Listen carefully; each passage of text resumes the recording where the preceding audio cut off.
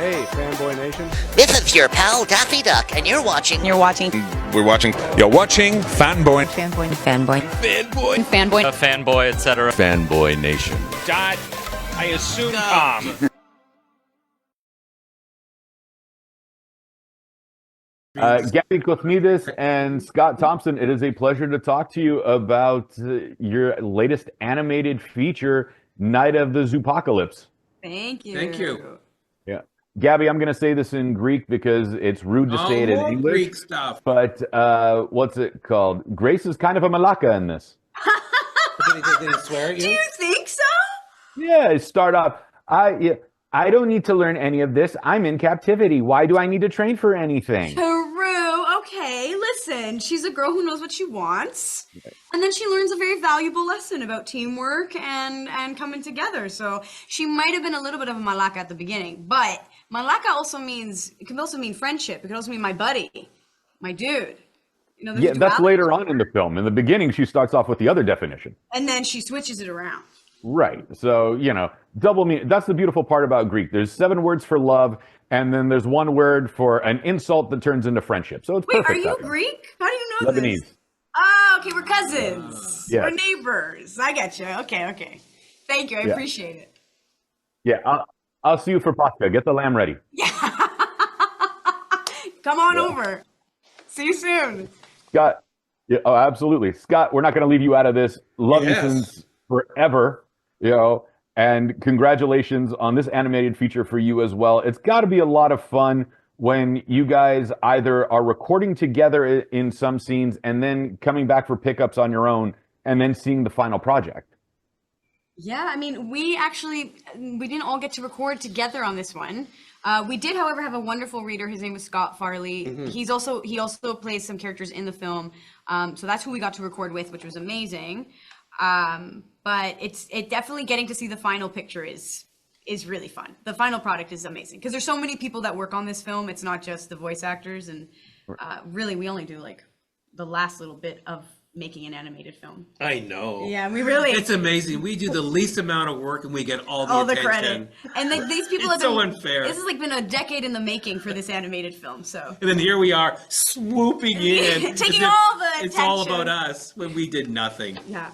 Right. Except Steve's been sitting at the computer hunched over for the last 9 years, give himself a hump. I know. It's like nobody's talking to him. Ruined their health over and their backs over us. And here we are going, yes, when I was making Zoopocalypse, animating it, writing it, starring in it, producing it, doing everything. Taking all the credit. Yeah. Scott, I've been a fan of yours all the way back to Kids in the Hall. I know you get this all the time, and we're not going to bring up a reunion because you get asked that question a million times. But when you get to perform from being in a sketch troupe like the way you did then to now, voiceover and so many other fantastic things that you get to put together, like the reflection of, wow, we started just as a bunch of annoying 20-something-year-olds driving people nuts in Canada to being one of the most appreciated groups of performers. How does that reflection look back? And then you get to be a little bit obnoxious in this animated feature. Oh, that's a good question. That's good. You got to actually answer it now. The stakes are high. That's a loaded question. What do you mean exactly? Like... I don't know. Just throw Dave under the bus at this point. It's okay. I've been annoying from day one. I think the only thing about the Kids in the Hall is we're like, they're like my family. So, we're still together. I mean, we're going to be doing a Comic-Con in a couple of months. I mean, it's still not out of the, realm of possibility of us doing another tour because we have tons of material. We still are always sitting on material. And that we could tour for years with all the material that Amazon wouldn't let us do. So I'm really hopeful for another tour. But with all that experience, is there moments for an animated feature like this of like, oh, I can pull from this previous, sketch that we did all these years ago and throw it in here with this character? And well, not really, because I didn't write it. So, I'm just an actor for hire. Not really, no. It's a very different thing because Kids in the Hall is very much group dynamics. And the group dynamics have to be, they're kind of made by the editors and the directors and that sort of thing. They kind of craft it. There's not enough room for ad-libbing in a sense. Well, there isn't a lot of room. People think there is, but there really isn't, because it's got to match, what they have visually. Yeah. And I think at the beginning of the process, they'll kind of, as you said, they will change the character's look a little bit to, to be more like you. But once it's set, I think it's set. And Kids in the Hall, people think of us as a very improvisational group, but we really weren't. I mean, I think that's, we made it seem like it, but we were very rigorous as writers. Once we started filming it, it was set.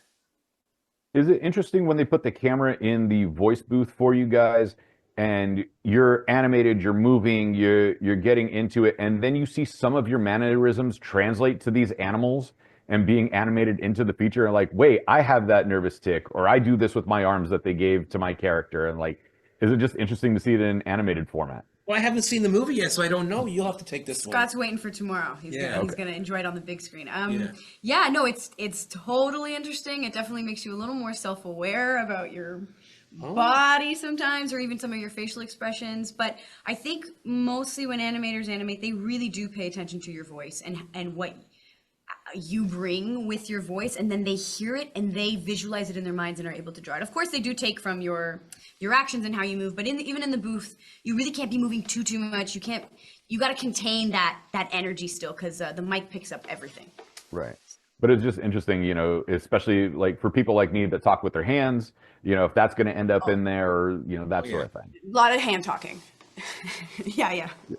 When you get a script like this, and this is a lot of fun and just infectious, to throw in a little bit of a snippet, since we get to see what's going on in the trailer.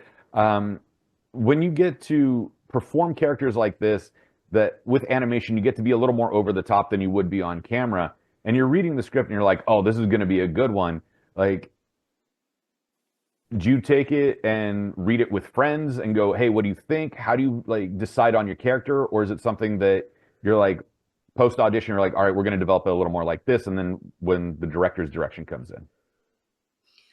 I think it depends on every actor's kind of process. I mostly come up with my own ideas and thoughts, and definitely before I go in for the record, I have a plethora of ideas that I want to bring in, and then I also leave room for anything that might come in the moment. But it's definitely the directors give you a little bit of what they want from you before you go into record, and then you show up on the day, and either you do exactly that, but that's very rare. Usually you play and figure things out in the day as well. Yeah. Whatever the director wants. Mm-hmm. Truly, yeah. At the end of the day, you're just trying to. At the end of the day, you're trying to make them happy. Yeah, and they're the boss. Yep. Well, the beautiful thing is, you guys made us happy with this animated feature coming out on March 7th. Thank you. Yeah. Where can we find the two of you on social media if we want to connect? Oh, well, you can find me at, I have a website, newscotlandland.com, and I have, I'm on Instagram and, Twitter and all that stuff.